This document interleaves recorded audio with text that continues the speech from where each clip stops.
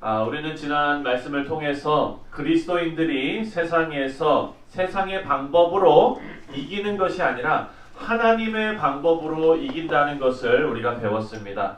세상의 방법으로 드러나고 이기는 것은 정치적인 혁명을 통해서 예수님께서 그 유다의 왕이 되는 것과 마찬가지입니다. 제자들의 기대는 그것이었지만 예수님께서는 오히려 죽음의 길로 가셨고 그리고 모든 오해와 수모를 다 감당하시고 참아내셨습니다. 그리고 결국 십자가를 통해서 우리 안에 처소를 다 마련하시고 우리 안에 함께 하시게 되었습니다. 여러분, 이제 참 포도나무이신 예수님 안에 거하라 라고 말씀하시면서 예수님께 붙어있는 가지는, 포도나무 가지는 열매를 맺을 수밖에 없다라고 말씀하셨습니다. 그리고 오늘 본문 말씀에 들어와서 이렇게 제자들을 떠나시고 영적인 모습으로 제자들에게 다시 돌아오실 때에 제자들에게 닥칠 어려움이 있을 것이다 라고 말씀하십니다. 19절 말씀을 우리 함께 다 같이 읽겠습니다. 시작. 너희가 세상에 속하였으면 세상이 자기의 것을 사랑할 것이나 너희는 세상에 속한 자가 아니요 도리어 내가 너희를 세상에서 택하였기 때문에 세상이 너희를 미워하느니라. 아멘. 이제는 세상이 제자들을, 또 나아가서 우리를, 예수 믿는 모든 사람들을 미워할 것이라고 미리 알려주십니다. 그리고 예수님께서는 이런 환경에서 우리가 어떤 마음을 가져야 하는지 알려주십니다. 첫 번째로 우리가 기억해야 될 것은 세상의 미움을 받을 때 세상이 예수님을 미워했다는 사실을 우리가 알아야 합니다. 예수님께서 그렇게 말씀하십니다. 18절에 보면은 세상이 너희를 미워하면 너희보다 먼저 나를 미워한 줄을 알라 라고 말씀하세요. 여러분, 이 사실을 통해서 우리는 세상의 미움을 받을 때에 우리가 바른 길을 가고 있다는 것을 확인받을 수 있다는 것입니다. 세상이 예수님을 먼저 미워했습니다. 그런데 예수님을 닮아가기 원하는 우리를 세상이 사랑할 수가 없습니다. 만약 세상이 우리를 사랑하고 우리가 이 세상에서 아무런 어려움 없이 그렇게 잘 살아가고 있다면 우리는 잘못된 길로 가고 있다는 사인입니다. 그래서 세상이 너희를 미워하면 너희보다 먼저 나를 미워한 줄 알라 라고 말씀하신 예수님의 말씀을 우리가 먼저 기억해야 합니다. 두 번째로는 세상이 제자들을 미워하는 것은 예수님께서 제자들을 세상으로부터 택하였기 때문임을 알아야 됩니다. 19절을 다시 읽으면 너희가 세상에 속하였으면 세상이 자기 것을 사랑할 것이나 너희는 세상에 속한 자가 아니요 도리어 내가 너희를 세상에서 택하였기 때문에 세상이 너희를 미워하느니라. 세상이 제자들을 그리고 우리를 미워하는 이유는요, 우리가 더 이상 세상에 속해 있지 않기 때문입니다. 예수님께서 우리를 선택하셔서 예수님 편으로 만드셨습니다. 그렇기 때문에 우리는 미움받을 수밖에 없습니다. 우리는 선택받은 사람들이기 때문입니다. 마지막으로 우리가 생각해야 될 것은요, 종이 주인보다 크지 않다는 사실입니다. 20절 말씀입니다. 다 같이 한번 읽겠습니다. 20절 시작. 내가 너희에게 종이 주인보다 더 크지 못하다 한 말을 기억하라. 사람들이 나를 박해하였은즉 너희도 박해할 것이요 내 말을 지켰은즉 너희 말도 지킬 것이니라. 아멘. 여기서 중요한 거는요, 예수님께서 제자들의 발을 씻기시면서 나를 본받으라 라고 말씀하셨거든요. 그런데 아무리 예수님을 잘 본받는다고 해도 예수님 이상은 될 수가 없습니다. 여기서 너희가 아무리 핍박을 받아도 예수님 이상으로 미움받지는 않는다 라고 하시는 말씀입니다. 세상이 예수님에게 행한다고 우리들에게도 할 것이라는 말씀이에요. 예수님을 핍박했기 때문에 우리도 핍박을 받을 수밖에 없다라는 말씀입니다. 예수님의 말씀을 들었다면 제자들과 그리고 오늘날 우리 믿음의 성도들의 말도 또한 세상이 들을 것이다 라는 말이에요. 우리를 핍박하지만 예수님도 그때 당시에 예수님을 핍박하는 자들이 있었죠. 하지만 예수님의 말씀을 듣는 자들도 있었습니다.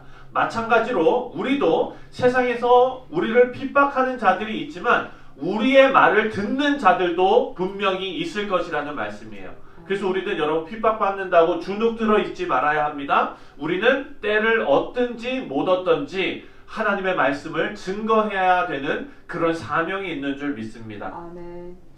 예수님의 말씀이 우리에게 두려움으로 다가올 수 있지요. 세상이 우리를 핍박한다는 것은 참으로 두려운 일입니다. 여러분 생각해 보십시오. 이제 우리가 수요 성경 공부를 통해서도 여러 차례 우리가 보고 있는 거지만 여러분 정말 이 세상에서 신앙을 지키고 믿음을 지키고 살아간다는 것이 얼마나 어려운 시대가 되었는지 이제 우리는 뼈저리게 느끼게 됩니다. 자녀들의 성의 정체성을 법으로 혼란스럽게 만드는 시대에 우리가 살고 있습니다. 그리고 그것을 성경으로 가르침으로 바르게 우리가 증거하고 또 바르게 가르칠 때에 우리가 법적으로 제재를 받을 수 있는 그런 시대에 살고 있습니다. 여러분 이 시대가 두렵지 않습니까? 두렵습니다. 그럼에도 불구하고 담대하게 우리가 이 신앙을 지켜야 되는 것은 복음을 전하며 하나님의 백성으로 우리를 미워하는 세상 안에 홀로 남겨져 있는 그런 외로움과 맞서 싸워 나가야 되기 때문입니다. 그런데 여러분 이것은 우리가 외롭다, 정말 어렵다 이런 생각만 가질 것이 아니라 하나님께서 우리와 함께 하신다는 약속의 말씀을 우리는 붙들어야 합니다. 26절 말씀입니다. 하나님께서 그렇게 우리에게 약속하십니다. 26절 다 같이 읽겠습니다. 시작. 내가 아버지께로부터 너희에게 보낼 보혜사 곧 아버지께로부터 나오시는 진리의 성령이 오실 때에 그가 나를 증언하실 것이요. 아멘. 제자들이 세상에서 예수님을 증거할 때 외롭게 그냥 놔두시는 것이 아니라 진리의 영이신 보혜사 성령님께서 함께 예수님을 증거하시겠다 약속하셨습니다. 우리 사랑하는 성도님들, 전도는요 설득이 아닙니다. 그것은 선포입니다. 네. 제가 예전에 플러싱에 전도하러 나간 적이 있어요. 플러싱에 저기 어디죠? 옛날에 고려당에 있었던데 세븐트레인 타는 그쪽 있잖아요. 거기에서 우리가 이제 전도를 하는데 제가 열심히 전도지 나눠주고 있었거든요. 우리 교회 성도님들하고 그랬는데 그 옆에 제 생각엔 스님인 것 같아요. 네, 그분도 또 옆에서 계속 이렇게 뭘 또 이렇게 전도를 하시는 거예요. 그래가지고 둘이서 은근히 경쟁. 저쪽에서 사람이 오면 내가 먼저 가려고. 막 이제 이런. 그런데 여러분, 우리가 가서 이 전도지를 나눠주는데요. 전도지 나눠주면서 이분을 붙잡고 앉아가지고 설득시키는 게 아니에요. 이것은요, 여러분, 논리적으로 설득을 해가지고 이 사람을 전도시키는 것이 아니에요. 전도는 성경에 보면은요, 선포입니다. 선포. 하나님의 복음의 진리의 말씀을 그냥 선포하는 거예요. 때를 얻든지 못 얻든지 간에. 이것은 내 논리와 내 능력으로 하는 것이 아니라 성령의 능력으로 성령님께서 진리를 선포하시는 방법이 되는 것입니다.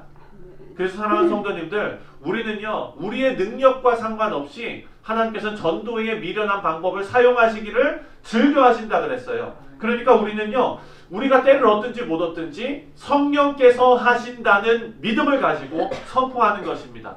제가 이 말씀을 왜 드리느냐? 전도하라고 말씀드리는 게 아니에요. 이 말씀을 왜 드리느냐? 사랑하는 성도님들, 우리 교회에서 우리 자녀들 그리고 여러분의 자녀들 말씀으로 키워나가는데 여러분들 애 다르시는 거 제가 알아요. 이 자녀들이 잘 못 알아듣는 것 같고 부모의 마음을 잘 해야 되는 것 같고 그리고 또 안 듣는 것 같고 그런데 여러분 이것도 마찬가지의 방법입니다. 자녀들을 설득시키는 것이 아니라 자녀들에게 선포하는 것입니다. 아멘. 진리의 말씀을 선포하는 거예요. 여러분 이렇게 선포할 때에 우리의 연약함을 누가 도우시냐면 바로 보혜사 성령 하나님께서 진리를 그 자녀들에게 선포하실 줄 믿습니다. 우리 모두 우리 안에서 성령의 다스림을 받아서 하나님의 귀한 사역에 쓰임받고 있다는 사실을 꼭 기억하시기 바랍니다. 세상에서 받는 어려움과 미움 당연하고 그리고 또 그것이 우리가 하나님께 속해 있다는 증거임을 믿으시고 오늘도 선한 싸움을 승리하며 싸워 나가시는 우리 귀한 성도님들 다 되시기를 주님의 이름으로 축원드립니다. 기도하겠습니다.